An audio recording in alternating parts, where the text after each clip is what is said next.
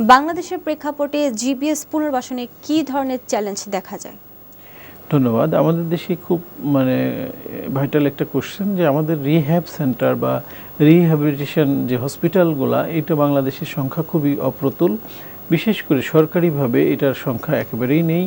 তো আমরা এই জায়গাটাই বলবো যথাযথ কর্তৃপক্ষ যারা আছেন বা দেখবেন বিষয়টাকে একটু গুরুত্বের সাথে নেওয়া। বিশেষ করে আমরা যারা স্ট্রোক পরবর্তী প্যারালাইসিসের কথা শুনে থাকি বা জিবিএস পরবর্তী প্যারালাইসিস বা স্পাইনাল কর্ড ইনজুরি পরবর্তী যে প্যারালাইসিস রোগীগুলা পক্ষাঘাতগ্রস্ততা নিয়ে তাদের যে পুনর্বাসন যে সেবাটা এটার মাল্টিডিসিপ্লিনারি টিম নিয়ে করতে হয়। এটা এককভাবে করা যায় না।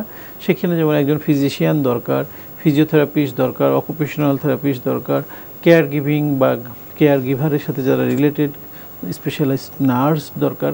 তো এই টোটাল যে একটা বিষয় এটা একটা গভর্নমেন্টের খুব গুরুত্বপূর্ণ একটা ইনিশিয়েটিভ নেওয়া উচিত বলে আমরা মনে করি। আমাদের দেশে এই চিকিৎসা ব্যবস্থাটা খুবই অপ্রতুল।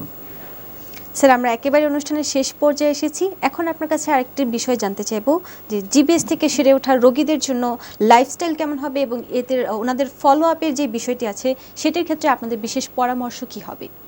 না, ধন্যবাদ। আমরা আসলে রোগীদেরকে যেটা মোটিভেট করি এবং যেটা বলি যে আসলে রোগী তার নিজের ভিতর থেকে একটা উইল ফোর্স দরকার পড়ে সুস্থ হওয়ার ক্ষেত্রে, তার নিজের চেষ্টাটা এখানে খুব দরকার। এর সাথে সাথে দেখা যায় যে পারিবারিক সাপোর্ট যেটা নিয়ে কিছুক্ষণ আগে বললাম, এছাড়া তার যে এনভায়রনমেন্ট যেখানে সে থাকে সেটাও কিন্তু পজিটিভ হওয়া দরকার। কারণ আমরা অনেক সময় দেখি বিশেষ করে যারা গ্রাম অঞ্চলে থাকেন বা যারা এই একটু দরিদ্র সীমার মধ্যে বসবাস করে তাদের ক্ষেত্রে এই চিকিৎসা নিয়ে খুব বেশি উৎসাহ আমরা দেখতে পাই না। তারা এটাকে অনেক সময় কবিরাজের কাছে যান, ঝাড়ফুঁক করেন বা সঠিক চিকিৎসকের কাছে আসেন না, যার ফলে তারা আস্তে আস্তে পঙ্গুত্ব বরণ করেন এবং সে সমাজে একটা বার্ডেন তৈরি হয়। এই সব জায়গায় আমাদেরকে সচেতন হতে হবে। প্রত্যেকটা রোগেই কিন্তু আধুনিক চিকিৎসা বিজ্ঞানে বিশেষ করে এই ধরনের স্ট্রোক পরবর্তী প্যারালাইসিস বা জিবিএস পরবর্তী প্যারালাইসিসের সঠিক যদি চিকিৎসা নেওয়া যায় রোগী অনেকাংশেই ভালো হতে পারে। এই জায়গাটাই আমাদের অনেকের ধারণা নেই বা জানা নেই। এই জায়গাটাই সবাই একটু সচেতন হবেন। কারণ একটা সময় দেখবেন মানুষ বলতো যে প্যারালাইসিস হয়ে গেছে আর ভালো হবে না, চিকিৎসা করে লাভ নেই। সো এই জায়গাটা থেকে আমাদের বের হয়ে আসতে হবে। তাদেরকে যদি প্রপার ট্রিটমেন্ট দেওয়া যায় আশা করি 90% রোগী স্বাভাবিক জীবনে ফিরে যেতে পারে। স্যার, আপনাকে অসংখ্য ধন্যবাদ। আশা করছি আজকের আমাদের এই অনুষ্ঠানটি দেখলে আমাদের দর্শকরা অনেক বেশি উপকৃত হবে।